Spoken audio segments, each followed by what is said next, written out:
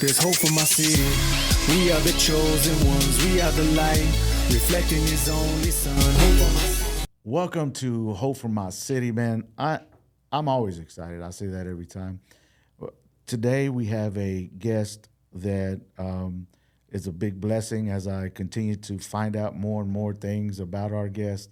Can't wait for you to hear her story, unpack. She works for Waco PD, and her name is Commander Melissa Thompson. Say hello to everybody, sis. Hello, everybody. I'm excited to be here as well. I know we kept missing each other for a little bit, but got it worked out, and I'm glad to be here today. Well, you just made commander, right? You promoted. I did. Hold my on. shift changed Hold until on. midnights. That's a big. Thank you, Jesus, man. Thank you. Man, that is awesome. You'll find out why I'm so excited about even her promoting, because that means, she's moving up in leadership. And that means in our city here in Waco, Texas, man, when you understand the dynamics of leadership and the city, you want it to be led by good leadership. And so she is an outstanding leader. So says all the leaders that are around her, over her, under her, all the folks in the community that I've heard. People just naturally come up and are telling me about her.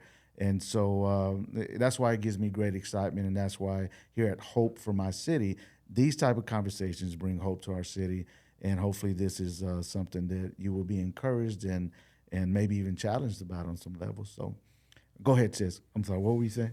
No, just glad to be here. I'm excited about the new position. Working midnight shift, so it's a big change, but I'm excited about it. And so with that, could you tell us a little bit about yourself? Yeah, so born and raised South Central LA. South Central. South Central during the period of, the Rodney King riots, been through earthquakes there. And it's kind of funny, my path in law enforcement. I didn't grow up with the positive experiences with law enforcement. Tell us about that. I never thought I would end up in this position that I'm in. Tell us about that. Tell us about the Rodney King, kind of your upbringing, to help us understand the statement you just said that you never thought you would. Yeah. So take us there before. So born and raised in South Central. Okay. A lot of times what you see on TV, it's not near as what it actually is out there. It's probably a lot worse out there.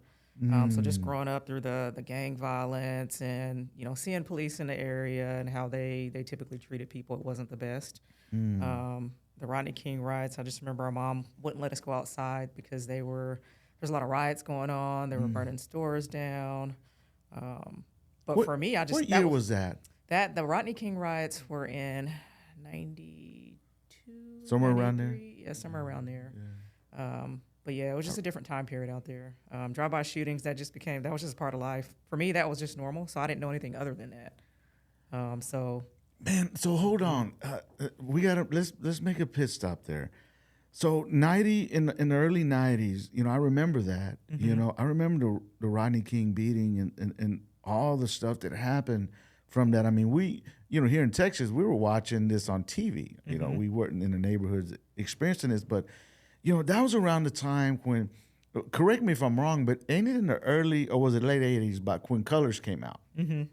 Well, was it late 80s and early 90s? Late 80s, early 90s when all that was happening too. Man. And I have older brothers too, so they were dabbling in the gang lifestyle a little bit. My parents were trying to keep them out of that, situation. So they had their hands full. So what area, so you say South Central, for those that may not know, what area exactly were you in? So there's a couple freeways that were near there. There was the 110, the 105.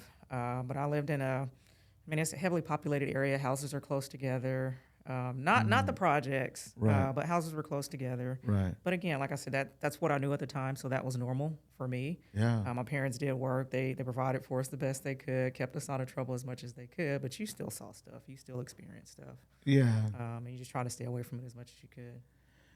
And so the movie Colors, when that came out, I know how it hit for us, like there wasn't around that. How was that for you? So sometimes I tell people the story and they're like, what, that really happened? So the area we lived in, it was kind of like in between area between like the Bloods and the Crips. Okay. My mom was always a nice lady, and my brother, like I said, I had older brothers. Yeah. So they kind of looked out for us. So sometimes, I mean, it wasn't uncommon for my mom to get a phone call and say, "Hey, y'all get down. The Bloods are on their way to do a drive-by." And so we'd all get down on the floor, and they'd come by and they'd drive by and do a drive-by shooting on the street. But I mean that. You think about it now, you're like, man, that's kind of bad that they would do that. But it was also good because, I mean, it probably saved us from something unfortunate happening. But again, that was normal for us. So y'all would get fair warning. Yes. Because obviously the dust was being kicked up about it, and so everybody say, all right, they're coming. Yeah. And or if something were to happen over there on the other side, and they were like, well, just brace yourself because it's coming back this way. Right. Or whatever. Wow. Yeah. And so, like, you know, when we watched the movie, I remember going to go see the movie. Mm-hmm. And I remember it was nothing but, you know, but folks like us that were from that environment, right? Not from L.A., obviously, in California, but here in Texas. And I remember, man, it was electrifying to see a movie that was talking about those that are poor and marginalized in a culture that you know that comes out of all that. But you know, everything from LA is a big deal, you know, from California in terms of film and music at that time. And so here it is, you know, the carpet was being rolled out and introduced to folks outside of California. For us here in Waco in Texas, man, that was fascinating. Mm-hmm. It was fascinating for those of us that come up out of some like-minded situations. And it was like, whoa, it was electrifying, I remember. And after that, we really started putting on, you know, different colors. It reminds me of watching, you know, when we were younger, like little elementary school kids, The Outsiders. I don't know if you remember that movie. Yeah. But I mean, you know, we were like, oh, shoot, we were cutting our T-shirts like the way they had, the sleeves were sleeveless and putting Vaseline in our hair, combing back. And, you know, when you're talking about being young and influenced, Yeah. right? But you did know that, you know, certain neighborhoods, you didn't wear certain colors. Yeah. Yep. Well, it wasn't like that here, like for where we were at, right? We were learning. Yeah. You know, that was educational for us, right? We were learning about this stuff. And so it was intriguing. It was interesting. And, you know, you got, okay, so we're going to hit on this too in a minute. But remind me, let's not forget to talk about like well, no, let's do this now. So Colors was showing the gang life, the culture there in L.A., but it also was showing at the same time the story of law enforcement, right? Because you had Hodges is one of the guys' name in the movie was, and then the other guy was Pac-Man. Some of you out there will correct me probably if I'm wrong, I'm sure, but Hodges was, I guess, the lead. I forgot what his position was in law enforcement in that movie. And he had Pac-Man, was this young guy coming in, Sean Penn, you know, and being just a stinker about things, right? And but so how was that? How was that? You know, when you talk about law enforcement, was that accurate too? I won't say that was accurate in the movie. Okay. I'll just kind of talk about like just experiences that, and some of this is like generational, passed down. You know, my dad experiences with law enforcement, my brother's experience with law enforcement, how they were treated, how they responded to calls out there, how they interacted with me and my parents, their own scene, just not professional, not with respect. And I remember growing up just thinking like, man, they're giving police a bad rap. Not that I was even interested in law enforcement at the time. Right. But it's like, why are they talking to people like they're less than people? And I didn't like that about it growing up. So that was my viewpoint. And so you experienced that Yes. throughout just growing up, and that was a perspective that you had because that's what you seen at that time. Yes. Did you ever, you know, because like in the Colors movie, I hope I'm getting this right, but Hodges is like the senior person out of the two in the patrol, and he's a veteran, and so he's treating or attempting to treat the folks that they're patrolling in the neighborhood, some of the knuckleheads, with dignity, right?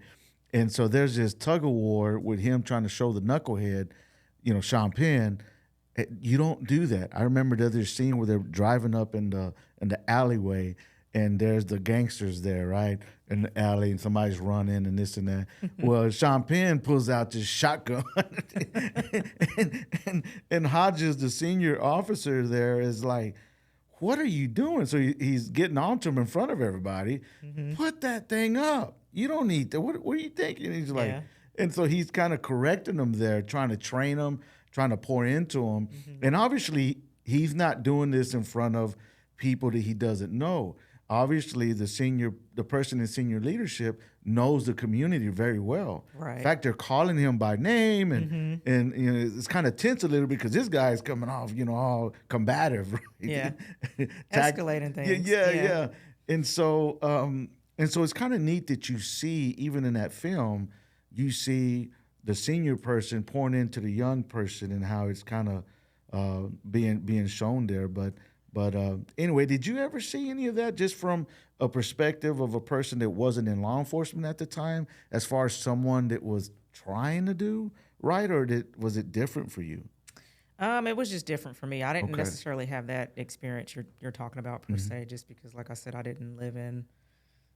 It was like older people in our community, but they had young kids, and some were involved in the gangs. But it wasn't like in the movie where it's like the middle of the projects and you got all these people standing around. Yeah. That wasn't the area. Okay. So, Okay. All right. So continue. Just about your experience there in South Central. yeah, so it was a neat experience. I know previously we were talking about a lot of the food and stuff growing up. Lived through the earthquakes there, so that was an experience too. What is that like?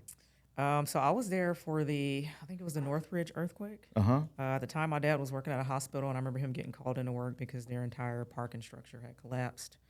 A lot of the freeways collapsed out there. It was a big earthquake, 6.8, I think it was.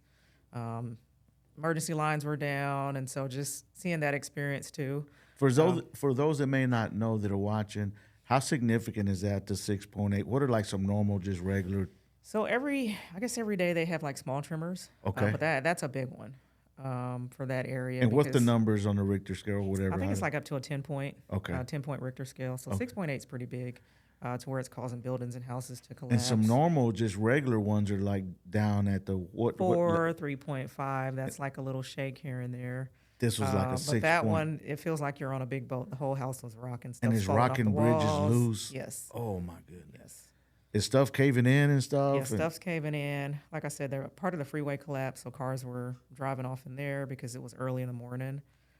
So just growing up seeing all that on the news and not really, understanding, but not really understanding like the significance of it. Yeah. But now looking back, I'm like, man, that was pretty significant. It's a significant event.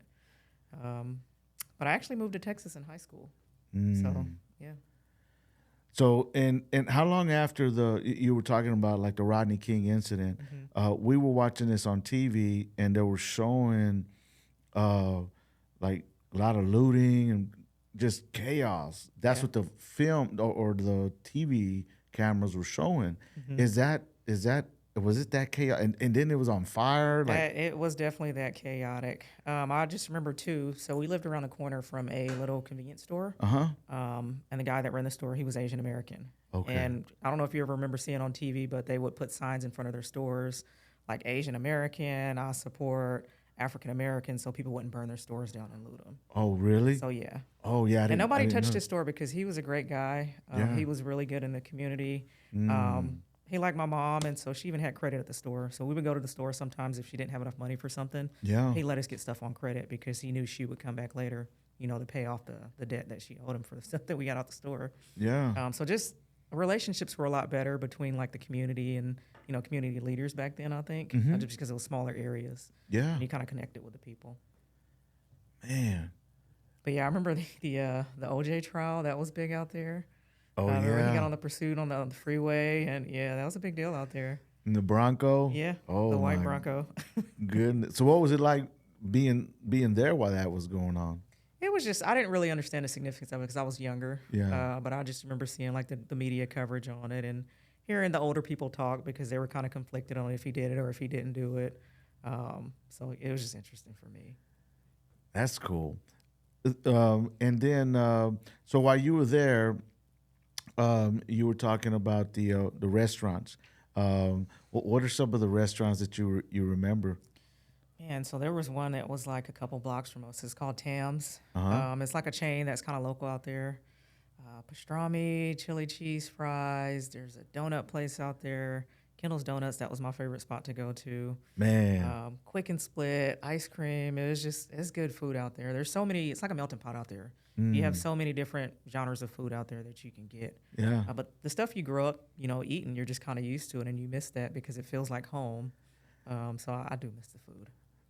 So listening to the Tony song, It Never Rains, but it says in Southern California. It rains all the time. Does it rain really? It does rain. That is not true. That is not true. No. Okay. All right. Man. And then, as far as music, so what did you listen to growing up? So I'm a huge Tupac fan. Always will be Tupac. Man. I remember walking around with my Walkman with his tapes in there, listening to Tupac nonstop. Really? All the West Coast music, Snoop Dogg, Jazz, Corrupt. Man. Huge rap fan. Yeah. Man. Yeah, no, we were jamming to that over here too, Warren G, all the good stuff. Oh, Warren Yeah. G, yes, Regulate. Yep. Oh man, so growing up in the hip hop culture was pretty prominent during those times of growing up. It was at its peak actually. In the late '80s, early '90s. And it was born in '74 or something like that, 76, 74. But it was pretty prominent in that time. And man, I remember, Colors came out, but not only did that come out, in the music you had around that time, but like in the late '80s, you had NWA. They came out. Yeah. Oh, snap. And like that was our reference point to California was NWA, Eazy-E, Ice the Cube. 6'4" is rolling around. Yes. Cruising down the street Yeah. in my 6'4". Man, and so that was big for us, right? Listening to that, not being from California, but being in Texas, but like that was setting the tone for all of us, that was a Yeah. big deal. All of a sudden, the Oakland Raider hats, Yeah. we started wearing them. And the starter jackets. Yes, and oh my With the goodness. pouch in the front. Yes, the starter jackets. Yep. Man, of course, for us, we started getting creative, and we had the Raiders just because we wanted to be like, man, everybody from NWA, Yeah. because media is a big deal. You know what I mean? And so this was like for the first time, or at least for us in our age range, where they were speaking to who we were. Like, oh snap, and so we would end up having the Dallas Cowboys starter jackets, but it all started from the Raiders jackets, right? Yeah. And was that was Oakland at the time, and the Oakland Raiders, because Ice Cube had, Yeah. and then they all started wearing. Man, it was something else. It was kind of neat whenever NWA cross-pollinated with Texas. Then those of us that were from Texas, because then they ended up getting the DOC, the Doc from Dallas, Texas, right? And I don't know if you remember the Doc, but he ended up joining them, and so that was pretty neat. He ended up getting in a car wreck and messing up his voice box and all that, but yeah, that was pretty cool. And then you had the sneaker game, right? The Jordans, and so you're kind of familiar. Tell us about your familiarity with all that. Oh, I love shoes. Yeah? Sneakers, Jordans, Air Force Ones, Chucks, Vans, everything LA. Love it. Now, I got to point out your hat, too, the Celtics. I'm a diehard Lakers fan. Oh yeah, I am, yeah. Grew up watching the Lakers, going to the Forum. Huge Kobe fan. yeah, I hated that when he passed, but yeah. Of All-time course. favorite player, yeah. of course. Well, I even had the Kobe shoes, even though everybody talked about how ugly they were when he had the contract with Adidas. Yeah. I had every single pair. really, Yep. man. Yeah, and for the record, I'm not a Boston Celtics fan. I just Thank you. I just coordinate with whatever I could find, and I'm a hat collector, and it doesn't matter what. It does matter in the sense of my personal team is a rivalry with another. I won't wear that, but anything else I'll wear because it's just coordinating. But yeah, I have some LA stuff because of LA Dave. So I'll collect things especially for him. And Lakers, Dodgers. Grew up going to Dodger Stadium too, so yeah, huge Dodgers fan. Yeah. man, that's all right. Well, what about the what was I gonna ask?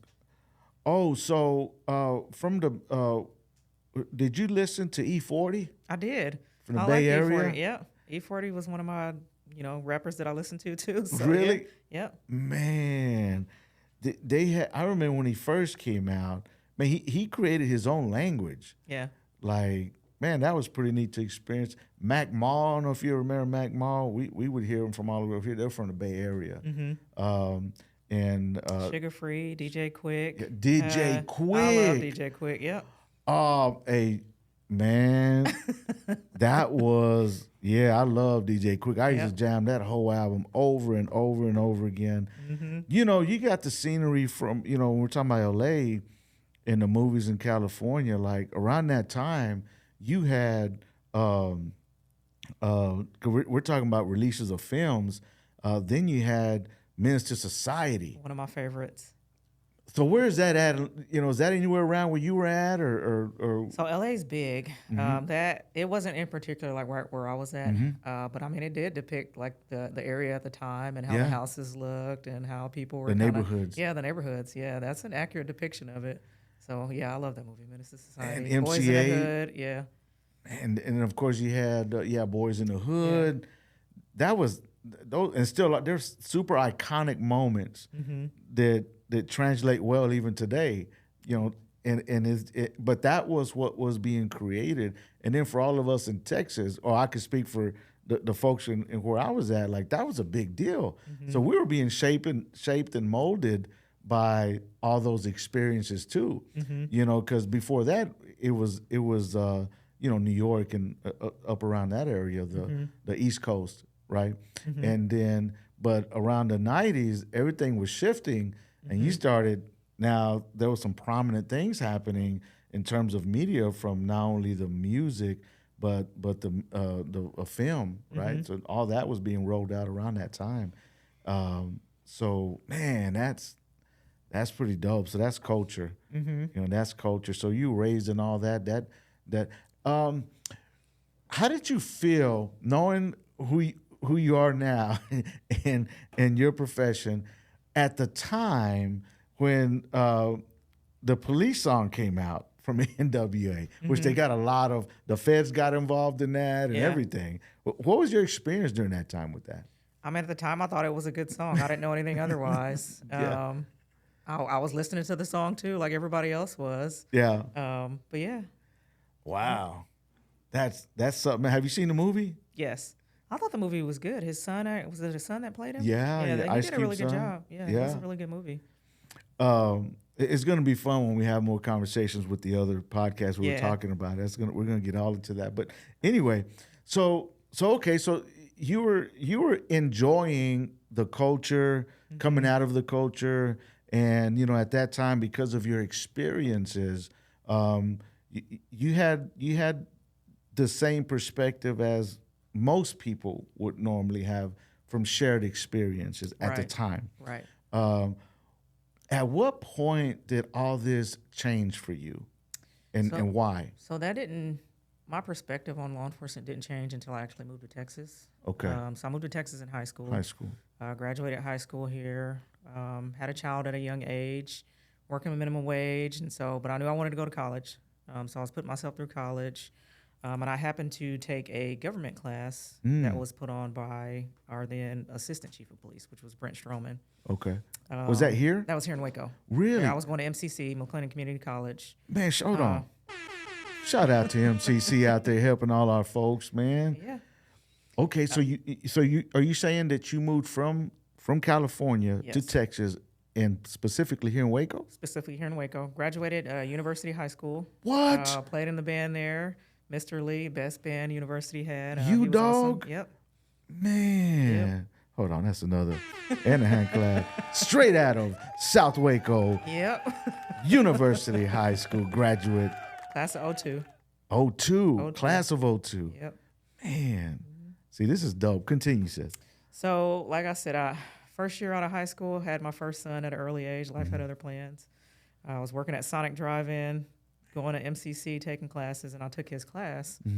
Well, right away, he was, different in how he talked to the students. He wore his uniform, and I was like, well, this looks kind of interesting. He's not, treating people how my other experiences with police have been. He's actually, really nice, and he seems professional. So I started asking questions about just policing in general. And he's like, hey, you should do a ride-along. I think you might be interested if you do a ride-along. And I'm like, oh, okay, let me see what this is about. Yeah. So I signed up, did a ride-along, had an awesome time, and I was like, okay, where do I sign up at? Where do I apply? Okay, originally, I wanted to be a doctor. No, I wasn't interested in law enforcement whatsoever. So take us through this real quick. So, from your experience, coming from where you come from, right, and getting into the law enforcement car in the front seat, what was that like? It was different. I was young. I was 21 years old at the time. So that was just a totally new experience. But I rode out with a good officer too, because just seeing how he interacted with people on calls, and I'm like, wow, this is really completely different from what I thought. I was nervous. What were you going through up here? I was nervous, but I was also excited. Yeah. But like I said, just seeing how he interacted with the people that he talked to, they seemed to like him. I'm like, well, it seems like he knows these people, as he's getting out and just interacting with people in the community, not even on calls. We get out at a store, get out at a complex, and he's just walking around talking to people. And I was like, okay, this seems kind of fun. I want to get out and talk to people too. Yeah. But it was interesting, and I was like, where do I sign up at? How do I apply? So that inspired you. It did, yeah. Seeing his interaction with the folks in the community, yes, it inspired you. Why do you think it inspired you so much? Because it changed my perspective on it. And I said, well, if he's doing that, then I can get out there and I can do the same thing and change more people's perspective. Because now they're interacting with somebody that looks like them, being a minority in the community. And I mean, this officer wasn't a minority, but just seeing how he treated minorities in the community, it was a positive influence for me. Because I said, he's doing something right. I can get out there and do something like that too. So you had like an aha moment, some type of revelation. Tell us more about that revelation. So it's like a revelation, but I don't know if you've ever heard people say law enforcement is a calling. Yeah, of course. I always knew in some form that I wanted to help people. Like I said, I wanted to be a doctor. But once I did that ride along, I was like, this is my calling here. This is what I want to do. This is my opportunity to help people and change, like I said, change those perspectives. So that was my revelation and my aha moment. Like, hey, I want to do this. How soon can I start doing it? Yeah. So. Wow, and that was light coming into a situation that normally didn't have any light because of your perspective that you had, your past experiences, I should say. Right. And here it is, though, you're experiencing something different, and you're experiencing possibilities that you didn't know were there because of your past experiences. And so for you to see and sense the calling on your life to be able to make a difference and treat people in a way that would need to be treated. Right. Here it is, Melissa Thompson could now be the change that you've always wanted to see. Man, that's pretty deep. That's hats off to the individual who modeled this to you, because when you're living out there and you're doing the right thing, you just by doing the right thing, you don't understand how much that impacts people that are seeing you do the right thing. Right. And because people are always watching. They're always see watching. You. Yeah. It starts with you, but it doesn't end with you. When you're talking about the call, when you're being called to do something, it starts with you, but it doesn't end with you. And God wants to start in you, but He wants to work through you to other people, just like He did in that individual that was modeling that. I think that's so powerful. That's a principle that's so powerful to be able to hug on to, is understanding that you can be an agent of change, and for us in the community to sitting here and hearing your story, and to say, oh snap, she's from South Central LA.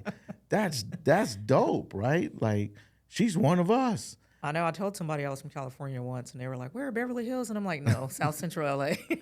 So, Man, that's a mic drop. yeah. What are you talking about? From where? South Central. If you say Crenshaw, you're like, oh, snap. Yeah. You know, but South Central, no, that's awesome, man. You know, continue, sis, like in your journey with that. So what happened after that? You did the ride along. It changed your life. It did. By the way, if you're listening and you're like, that's interesting, and they want to do a ride along, what do they need to do that? So there's an application. Uh-huh. You would just go down to the police department, pick up the application. You can pick the day you want to ride along on. Mm-hmm. We have 3 different shifts. There's a 7 to 5, 3 to 1, or a 9 p to 7 a.m. Uh-huh. And you can ride the full 10 hours if you want to. Wow. The only day you cannot ride is on a Thursday. Right. Because we have overlapping shifts and car issues. But Sure. yeah, you can ride the full 10 hours, ask questions, see the calls from start to finish. It'll give you a different perspective on things. Yeah. Mm-hmm. Well, continue, sis. After that, what happened? So I applied to the police department right away too. What piqued my interest even more is the personnel sergeant at the time. She was probably a 30-year veteran, Sherry Swinson. She was a black female supervisor, and I was like, "Oh man, this is nice. This is somebody that looks like me that's hiring for the police department." And she's super instrumental. Matter of fact, she was at the promotional ceremony the other day. She still supports me to this day. Wow. I thank her. She was very instrumental, in me getting hired at the police department. She actually called me back a couple times, had me come back in and do some follow-up stuff. And she's the reason that I'm here today. Wow. So. Yeah, shout out to her as well. It seems like there's multiple folks that have been instrumental in encouraging you, inspiring you, challenging you. Yeah, she definitely is a trailblazer. First black female sergeant in Waco PD history. So yeah, she set the path for me. Yeah, man, that's so important and great to hear. So when you said you got here when you were in high school. By the time you were 21, that's when you had this epiphany. Okay. At that time, too, I had my second child also, too. Your second child, okay. Young parent, 2 kids. At the time, they were 3, and my youngest was 6 months old. 6 months. When I applied for the academy. Okay. So what happened then? So went through the academy. I was the youngest in the academy. Police academy was about roughly 6 months long. Once I graduated the academy, I started working evening shift patrol, working the east and north Waco, across the river, and then I was assigned to the Villages apartment complex area. Ooh, the Vills. So you started in the east side. Yep. Shout out to the east side out there, and the north side and the folks in the Vills. So you started out there, and okay. So let me ask this question before we move forward. The transition from before you rode in that car, or went to the school to MCC and got inspired and ended up going in the car. The friends that you had around you, the folks that you had around you, what did they think about that? It all changed. Tell us "What?" how so. Well, honestly, it was shocking for a lot of people because this might surprise you, but I actually grew up very reserved. Okay. Very shy in my shell. I was actually voted most shy in high school. Okay. So a lot of the people in high school, they were like, "We had no idea you're a police officer. You do realize you got to talk to people, right?" So I had to learn very quickly that I did have to talk to people and just kind of getting out of my own shell. Yeah. So it was a big experience, but I start getting out of the car just talking to random people. Yeah. That's how you get comfortable doing it, right? Because you're going to have to talk to everybody. Yeah. So just engage in conversation and go from there. Did you have any kind of pushback for you, like with your friends or anybody around kind of teasing you about it? So my dad was actually, he didn't, really want me going into law enforcement. And later I found out it's because, I have 3 older brothers. I'm the only girl. I'm the youngest. My dad's prior military. He was an MP in the military. So he didn't like the idea because he knew my kids were young, and he's like, "You got kids, you need to pick a different career field." So it wasn't very supportive at first, but he's came around now. So. Okay. And then, so moving forward, so what happens? You were saying you're patrolling now, first time. Tell us about that. So patrolling, I learned a lot. I worked evening shift patrol for 4 years, and then I spent a year on midnights, also east and north Waco. Just building relationships with those in the community, working off-duty jobs. I worked off-duty at Trentwood Apartments. Oh, snap. So that was fun. I Trentwood. got to, yeah, I enjoyed Shout out working to out all there. our folks out there in Trentwood. I enjoyed working out there because it gave me opportunities to interact with the kids and, just the people that live there. There's a lot of good people that live there. Yeah. What I saw often was it wasn't the people that live there causing problems. Mm-hmm. It was the people that were coming in there causing problems for the people that live there. Understood. Yeah. Yeah. Yeah. What year was that when you would you say when So, you yeah, I started the police academy in 2007. 2007? Mm-hmm. Okay. And so how was your experience specifically starting there in North Waco and the villages and then in East Waco? It was good for me because a lot of the residents were receptive because they started seeing somebody on the police department that looked like them. Okay. At the time, as far as black female officers, we had Sergeant Swinson, but that was it. Mm-hmm. But she was in personnel, so we didn't have anybody in patrol that was actually responding to calls. Out in the streets. Yeah. So I saw a lot of positive experiences because once people, saw me arrive on scene, sometimes they were relaxed a little bit because they're like, okay, I'll tell you what happened because you look like me. And it's sad that it is that way sometimes, but it just is what it is. Some people feel Right. more comfortable if they see somebody that looks like them. Is there any moments that you could share that kind of stand out that you had early on starting off that you were that really did something to you in a good way, like to affirm you in your calling? Yeah, so one of the calls that I responded to was a really bad car accident. There was somebody that was killed on scene. And I'll never forget that call because there was one car driving and there was a family member behind the car when they had this accident. And so when I get there, she was screaming because she witnessed this accident. It was her family members. One, like I said, one was killed. Two were killed on scene, and one was significantly injured. And so she was just screaming, and she goes, "I just want you to hold my hand." And so literally on the side of the road while, ambulance is tending to this one guy, I'm just holding her hand.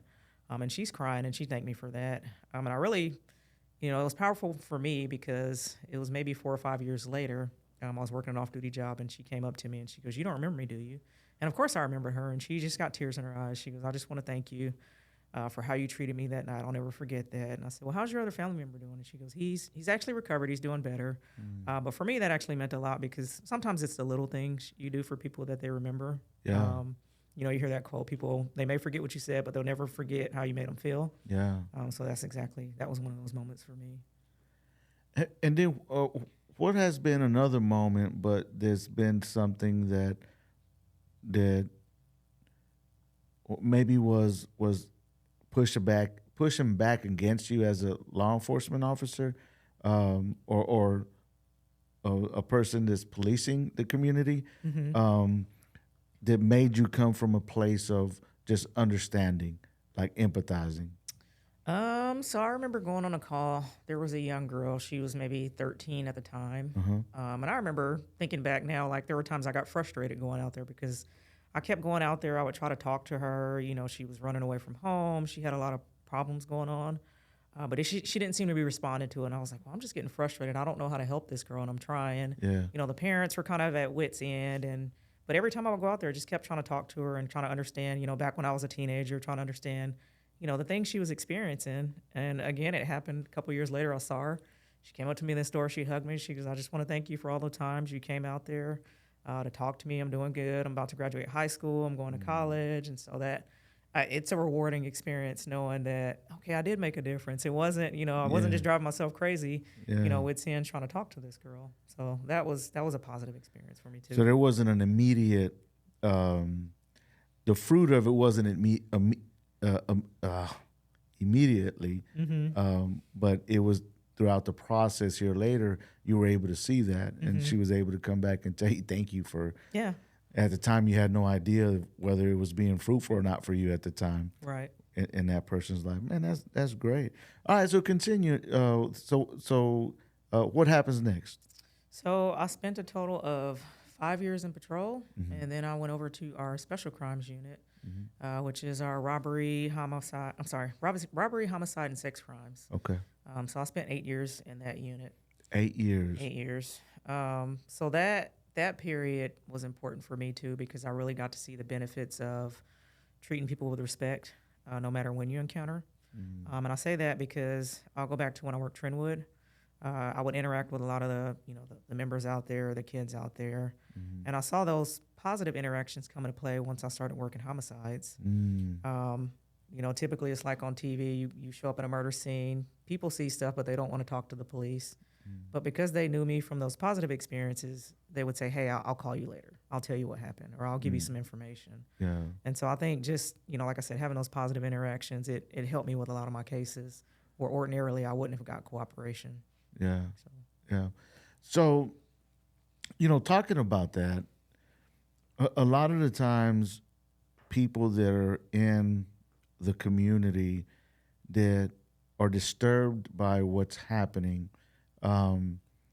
they want to do something about it, but there's no trust there. Right. And so it seems like that's a natural barrier, that if you're not in community with the folks, they don't know you. But if they do know you, it's an outlet or a place that they can have a conversation with you about whatever is going on. Right. And if not, then there's a barrier right there for communication to even happen, because you're just a stranger trying to come up to me and ask me, what's going on or whatever. And yeah, I'm saying all this out. I'm thinking out loud right now. Well, that's why it goes back to that trust, and kind of the model that Chief Victorian has put out for our police department. That's why we use every encounter that we can to take those opportunities to build that trust, because in situations like this, that's where that trust comes in handy. You've built those relationships. Now the community trusts you whenever there's something going on, to one, be transparent and accountable, but then also to give you information to help solve crimes in the community. Yeah. So that's why it's important. So growing up, let's go back let's stop there for a second and then go back to you growing up in South Central. So you understood, you've seen where the police would want to come and try to say, hey, neighborhoods, what's going on? Help us find out what's going on so we can solve the crime and to try to bring some justice into the picture. So you've seen the side where they were not cooperating, right? Did you see that? How so? Like what? I mean, it was just like a common theme. You didn't really want to talk to the police because you didn't trust the police. And I don't know if you remember too, like back in LA history, they had this whole scandal, the Rampart scandal. Remind me, no. Where they had a unit that had all of these scandals. They were going around, they were doing all these false arrests. They were doing robberies. It was like a really bad police. Yeah, the police department. They had a huge scandal going on. And so people knew about that. So it was just, there was a lot of lack of trust between, communities and law enforcement in LA. Man. So then fast forwarding to the experience that you're having of building trust and all that. You dealing with, like, how do you process that? Like coming from this world over here and then seeing how understanding this world, this side over here, but then you're engaging with the side you just came from. You know what I mean? Like, how do you process all that? I think it's just processing and then just being able to relate. Okay. And express that you can relate and understand where people are coming from on things. I think that says a lot. You can empathize with them, the situation, and realizing how they've grown up, how that affects some of the decisions they make. Because I've been there, I've grown up like that too. Yeah. And I know there's sometimes there's only one of two ways, and sometimes you have to do what you have to do to survive, and I get that. Yeah. So just not talking down on people or looking down on people for decisions that they make, because things happen. The only thing you can do is just kind of move on and grow from them, and that's the idea. Yeah. Because it's not my job to judge. Sure. Yeah. Everybody makes mistakes. Everybody learns from them. So coming out of the culture and understanding, how do you now see things? How do you? There is this idea out there, this really popular, obviously, and it says you don't cooperate with law enforcement, right? And you understanding that coming from saying from South Central LA, right? And why you just said it because you don't trust them, right? However, there's a code that's out there, right? That says you just don't cooperate with them, and it's one thing if you're in in the crime yourself, right? There's like a code of, but then there's no, how you say it, it's supposed to be a commitment among those that are engaging in crime together, right? But then somehow it spills over into, well, even if you're not involved in crime with me, you don't cooperate and talk to law enforcement at all. So then that carries over everything. Like it's a blanket kind of an understanding in the neighborhoods, right?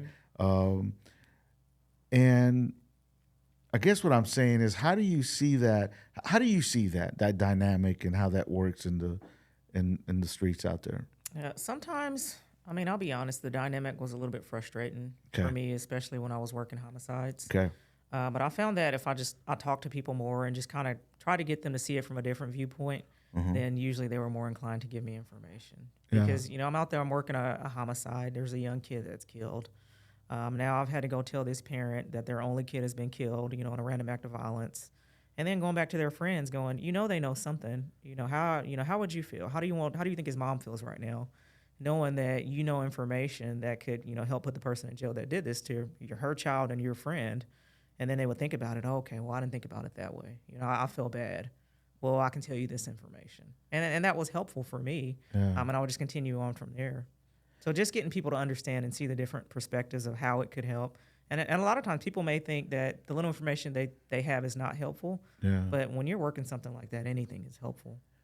Yeah, I say all that because coming from, the side that I come from, as far as coming from, being a knucklehead, being in the streets, I don't have an experience from then turning over and being in law enforcement, but I do have an experience turning over and being into, being a pastor. So, there's some similarities, there doing the exact opposite of what I was doing. But, I was actually engaged in criminal activity and have a background to prove it, right? But now that I look at things, it's all backwards. Like, I'm old school. Where we come from, if you're doing something out here in the streets, if we're going to do something, then we're going to do it together. And you stand on business. You get caught, and you do the crime, you do the time. Because of my experiences, I know folks that'll say, don't talk to the laws. Don't say nothing, But then if somebody kills your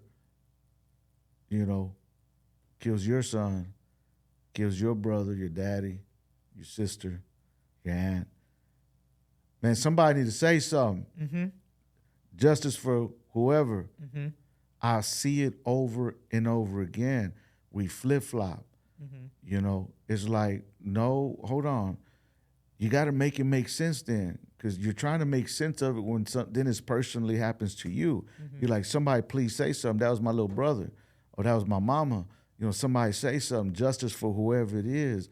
And what I'm trying to process in my thinking, it's just hard for me to wrap my mind around how when it hit home, then it makes sense for us to say, justice for my little brother, my cousin. And if y'all don't bring justice, the police don't bring justice, then we're going to take justice into our own hands, right? Which I understand that because I come from that. But at the same time, I don't understand how at the same time we're saying, but don't say nothing. Say something, but don't say nothing. And that's what's confusing for like our kids, for everybody else, and you just be quiet, don't say nothing. I understand if you engaging in crime yourself. Okay, I understand. I don't agree with engaging with crime altogether, but what I'm saying is I understand when when we say, okay, me and you are going to go commit a crime, don't say nothing. Okay, I get it. What I don't get is when you put that burden on everybody in the community to then not do that either, like as if they're involved in crime.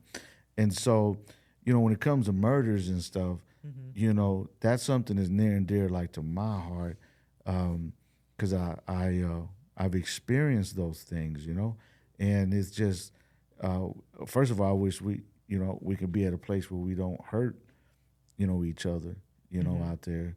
But it's unfortunate. It's life, and things are just gonna happen.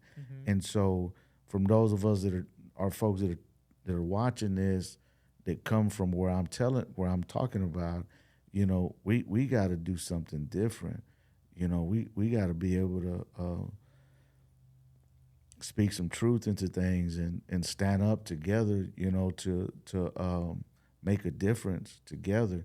You know, we got, you know, Commander Thompson here, who is sharing her story, and you know, she's, in my eyes, she's a hero.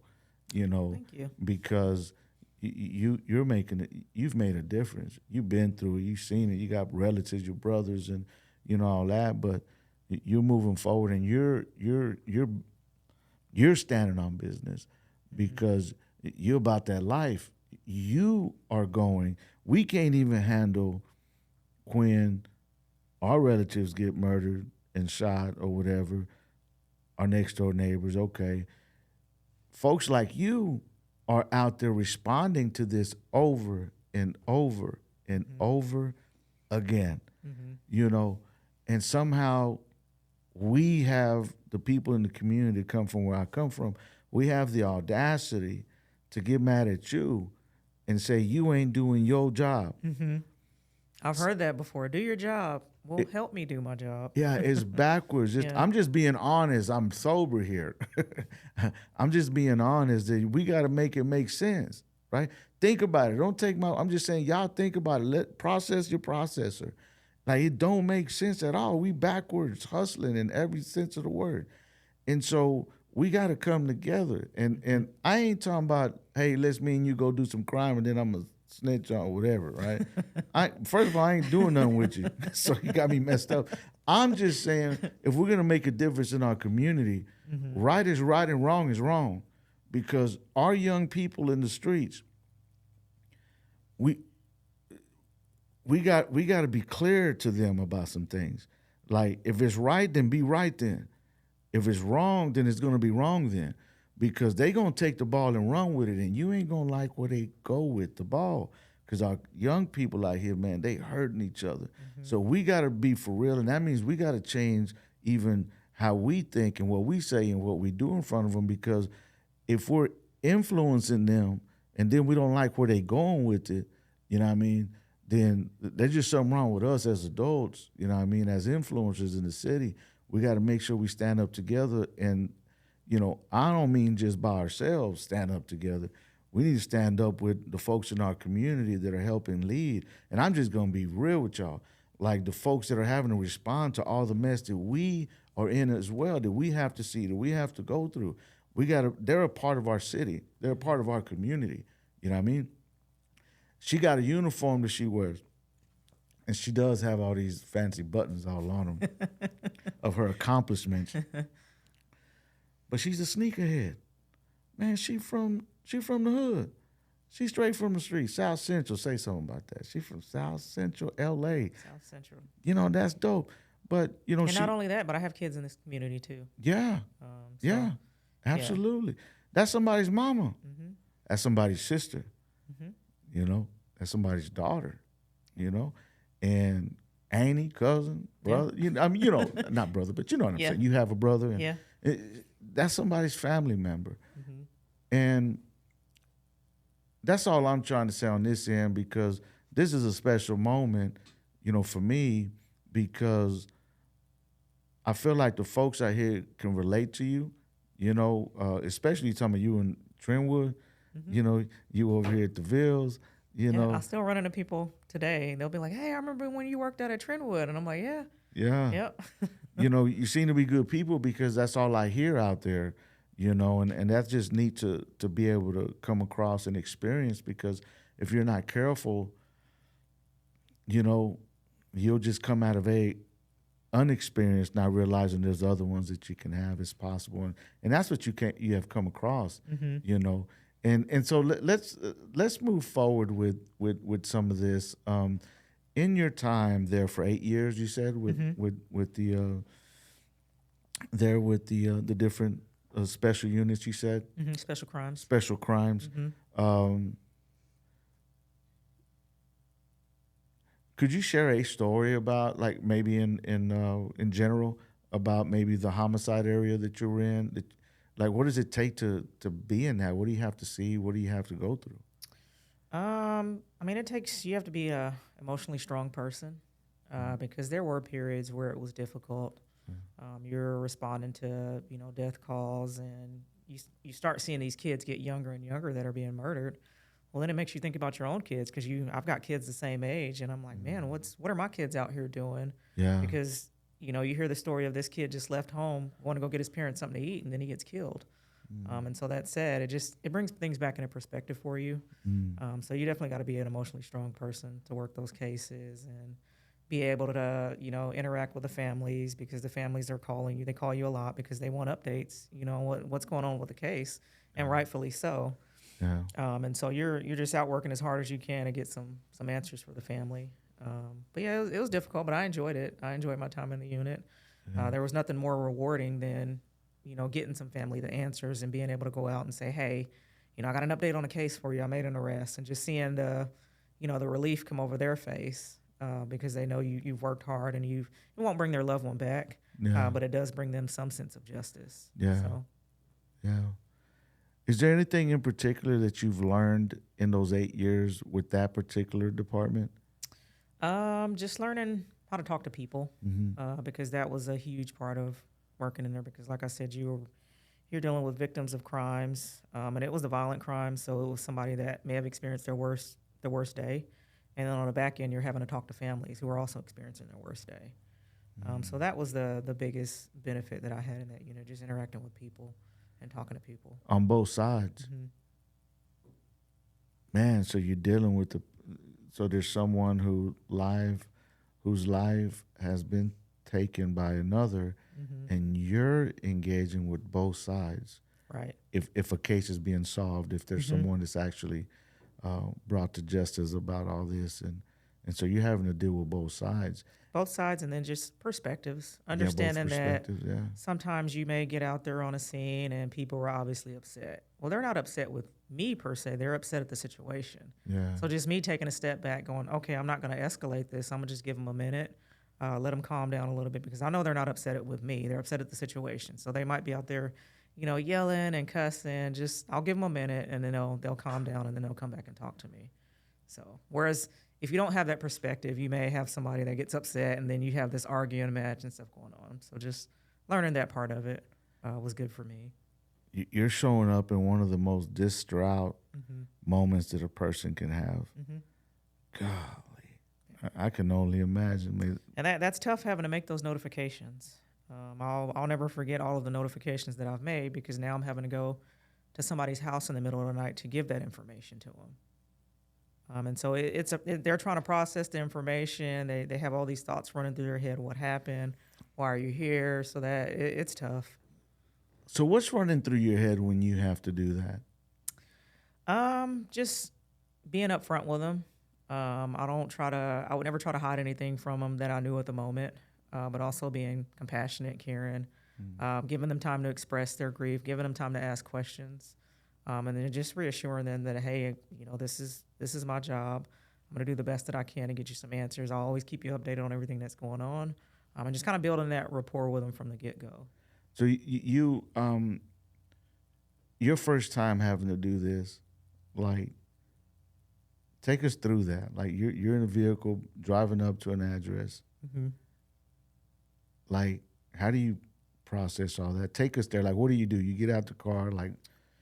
So usually there would be another, like the supervisor over the unit would come with me, or even a patrol supervisor that, may have responded to the scene first. They would go out there with us. And a lot of times, unfortunately, when the family see you getting there, the minute they open a door, they know something's wrong. Really? Yeah, they can tell something's wrong. Like, why are you here? Why are you in regular clothes? You must be a detective, kind of what's going on. And then you're having to explain, hey, is such and such your child? Well, yes. What's going on? Well, I'm sorry to have to tell you this, but this is what we have going on. And then usually we would take somebody we have a victim services unit, somebody there that's, trained to deal with, trauma and grief, that can offer resources, that can sit with the family as they kind of, process those difficult moments. Man, So I can tell you, one of my toughest cases that I talked a little bit about was, the kid that went out to get his parents something to eat and didn't come home. He went to go meet somebody he thought was a friend of his, and then he got murdered. His parents were older, and so having to go now tell these parents that their only child got killed, they were calling the restaurant, going, "Hey, has he came up there yet? He's supposed to pick us up some food, and he didn't come back home." So that was tough. So they're waiting for him to come back Mm-hmm. with some food. Mm-hmm. He's not coming back. So they're just trying to figure out, where's this kid at? Yes. And then y'all pull up Mm-hmm. and are asking them questions about, hey, do you have a son? And of course we do. You know what? Yeah. They were also calling the police department. They thought he'd gotten in a car accident. Okay. They said, "Hey, do y'all have any car accidents? He should have been home by now." Yeah. And we typically try to make notifications as quick as we can. Sure. But we're trying to, make identifications. Positive. Last thing you want to do is incorrectly identify goodness. someone. And so you want to make sure everything's correct before you go out and make contact with family. So. Mm-hmm. And then just by nature of the job, you have to be the bearer of bad news in Right. that particular case. Yes. And man, well, I don't think people consider the jobs that the things that you all do in policing, Mm-hmm. and particularly with that, when that happens, and folks are distraught and they're rightfully so, they're going through it, and Mm-hmm. God, you're a person with a heart on the other end that's trying to communicate to them. Mm-hmm. It's your job, and they're broken, and you have children, and geez, how do you personally just deal with that? I find hobbies. Okay. I like to work out. I actually like to bake as well. Okay. So baking was like therapy for me. Yeah. So I go home and bake cupcakes. Actually turned it into a business. We'll talk about that later. Okay. But yeah, that was my hobby, and just spending time with family. Okay. You got to take time to, disconnect and decompress and get away from all of the bad stuff at work, because a lot of times in our position, especially working in that unit, you see the bad all the time, or you see, the distress, because like I said, in that unit, I was dealing with victims a lot. Major crimes, sexual assaults, robberies, questionable death cases that we would have to respond to, suicides. And so you really got to disconnect and, do something completely different for a couple of days before you go back to it. And how many hours is that usually? It day, was I never a should say. 40-hour work week Okay. in that unit. You were always running more than 40 hours, just because you rotated on call, so you were subject to call out. You would get called out. You're responding, you're working cases. So it was a lot. But like I said, it was also rewarding. Of course. That was a rewarding unit, especially, victims of sex crimes, being able to make arrests on those and get, the victims some justice on that. Get people answers on, questionable death cases. Well, it doesn't bring them back, but it gives them some closure and understanding, because a lot of times people they want to know. How does can you take us there with, how does that work for the sexual crimes unit? Like, what's the nature of that? What happens? Those are tough cases too, because you're having to, talk to victims they've been victimized. So it's hard to talk to them. It's hard you don't want to re-victimize them, because you got to understand, when you're asking somebody, "Hey, what happened to you?" They're experiencing that trauma all over again, because they're now having to tell a stranger how they were violated. So those were tough cases to work too. Very, very difficult. And so you're able to, at times, just like in the other what do you call it, for the homicide? There's times where you bring people to justice, and so do you find that to be helpful? I mean, it doesn't, obviously, like what you're saying about it doesn't bring the person back, but like over here, when a person's been victimized, do you find it to be helpful when It can be helpful, folks because are brought to justice? it's a scary thing, because they've been victimized, and now this person is still out walking the streets. So there's a fear that this person's still out there. They can do this, either, if not to me again, they can do this to somebody else. So when you do make that arrest, it gives them some kind of solace, like, hey, this person's behind bars. They can't harm anybody else right now. Okay, so could you, for those who may not know, how to. Could you share, like, if a person finds themselves in a situation, what can they do? They can call the police department. They can make a report. Mm-hmm. I mean, we've had sometimes if you don't feel comfortable, like a lot of our female victims, sometimes they may not feel comfortable talking to a male officer. Okay. Well, then we can let you talk to a female officer. Whatever. We try to make victims as comfortable as we can. Right. To make sure, like I said, they're comfortable in giving the information and knowing that we're going to go out and seek justice for them. Okay. All right. And so, so what else then? So you. So I did that for 8 years. Decided to make a change, and then I switched over to our narcotics unit. So I did drug enforcement for a year, and then I promoted to sergeant out of that unit. And actually, my story for promoting to sergeant was when Chief Victorian came. Yeah. I was like, man, this is awesome. We have a female chief. I think I want to promote now. I think I can do this. So I promoted to sergeant, went briefly back to patrol, and then I took over our street crimes unit. Mm-hmm. Did that for about a year, and then I took over our neighborhood engagement team. Yeah. Which is, I had a blast. Love all those folks there. Yeah, they're awesome. Fantastic. I miss them already. Yeah. But that was really positive, just getting out, being able to connect with the community on different events, getting back into schools, talking to kids. I really, really enjoy that. That's actually a passion of mine. Kids, Yeah. I love kids. Being able to connect with kids, teach them that police are not bad. Right. There's good police officers, and just interacting and playing with them. They really like that. To where I'm now at, which is commander back on midnight patrol. So recently promoted to commander. I'm excited about the challenges, and it'll be fun. Man, commander on patrol. Yep. So you'll be at night working over with a certain area. Yes. With the youngsters. Yeah. I'll have the whole city with all the youngsters. Yeah. But it'll be fun. I'm excited. That's gonna be awesome. Well, we're so glad that we have somebody like you that understands. You've been through in your not only in your personal life, but you've also in your career path. You've been through here in Waco, to some of the areas with our folks out there that are knuckleheads. Yeah. That we love and care about. Everybody has bad days. That's okay. Yeah. They just learn from it and move on. There you go. Yeah. And so we're grateful to have you.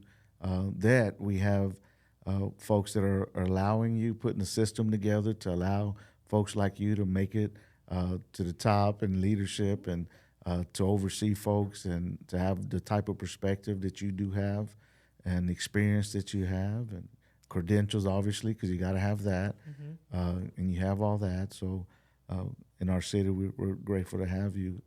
Grateful to be here. And lastly, I'd like to say, talk to us about your other half, because you got a unique story with that a little bit. My husband? Yeah. Yeah, so my husband's also a police officer. There you for go. Waco. Shout out to the husband. Shout out to the husband out there. We actually met at Waco PD. Man. But yeah, he works day shift patrol, East Waco. Okay. He's always been super supportive of everything that I'm doing at the police department, and always encourages me to keep reaching higher, and that's what I'll continue doing, and just try to make a difference. Everyone that I have conversated with, they all point to where you're going. It's from the folks that I just talked to yesterday that have had you go through their program, the entry program level of the PD, have said that it's a no-brainer. She was a leader when she first started. She's a leader now. She's being who she's always been, and she's going to continue to move up. Everyone says the same thing pretty much. It's I don't know that I've ever, well, just in my experience with everybody, I've heard that kind of consistent story of what people are saying about you. So that's pretty fascinating to me to be able to hear and to witness, because we're in a time, I think, of where history has been made and is being made. Yeah. And I'm very fortunate. Waco's a really good department to work for. Yeah. And I've been fortunate, with the officers and the supervisors that I had that have always encouraged me, to continue to learn and develop. from the sergeants that I had, from the assistant chiefs that we currently had. Yeah. That's always kind of encouraged me along because for me, it was always like a confidence thing, just kind of believing in myself. So it's always nice when other people see things in you that you don't see for yourself. Mm-hmm. And so they encourage you, hey, well, what about this training? You should take this training. I think this will help develop that skill. Yeah. Well, I didn't like public speaking. So somebody said, hey, maybe you should become the PIO for the department. And I was like, why would I do that? Well, the training's good training. And so I did it. So now I'm the backup PIO for the department. Yeah. But that's just to get myself, more comfortable doing things that I don't like doing because it makes you overall, more well-rounded person. Yeah. So, man, that's encouraging. I hope you guys have been encouraged. And what's your favorite as we what's your favorite shoe? What's your top 5 shoes? I would say the ones that I have on now. Okay. What What do you have on now for the people that can't see? So I have on the Jordan, the throwbacks, Jordan 1s, black and white. Okay, the Jordan 1s. I have several different colors of those. I have the Jordan 13s. Okay. I have the black and purple ones. All right. I'm a Vans girl, too, because growing up in Cali, skateboarding, so I love Vans. Chucks, too. Cali, got to have the Chucks. I have a pair of Wonder Woman Chucks. Oh, those Wonder are my Woman. favorite. And then I would say Freebirds. So I'm like diverse. Okay. So I have the sneakers, then also the heels. Okay. So Freebirds are like leather, like boots and stuff like that. Okay. I probably have like 20 pair. Don't get my husband talking about shoes because he's like, where are you sending these shoes? Are you sending them to the police department now? Because every time I come home, there's new ones here, and I don't remember them coming to the house. So I get creative. Well, there you go. For those of you out there who are into the shoe stuff and the shoe game, we got one of our very own here in Waco, Texas, that is a commander and is in the shoe game. Mm-hmm. I don't know that we're going to get that all the time, but it's pretty neat to have it here with us in our city. And what's your favorite food to eat? So I told you about bacon earlier. Uh-huh. So I love sweets. Okay. So I love creating sweets. Okay. But favorite just overall food, I would say tacos. Okay. I love the taco trucks here. Oh, the taco trucks. Taco trucks, okay. Yeah. Is there any particular one? So I'm really big into Taquisa Waco right now, the one on LaSalle. Oh, okay. I love their tacos. So okay. good. Yeah. Man, Taquisa Waco, is that the one? Yeah. Man, Yep. Okay. Well, shoot, there you have it. Ladies and gentlemen, we have officially interviewed Commander Melissa Thompson. Yes. And looking forward to continuing with our Hope for My City podcast, and perhaps we'll get both Thompsons let's do it. in here. We had not too long ago we had the Bynums in here. Oh, nice. That was the first couple in policing that we've had, and so they were the first ones. So perhaps we'll get you guys to be the second. Absolutely. You let me know when, and we're here. Yeah, that would be awesome. God bless y'all. Thank y'all for tuning in. We'll see you next time.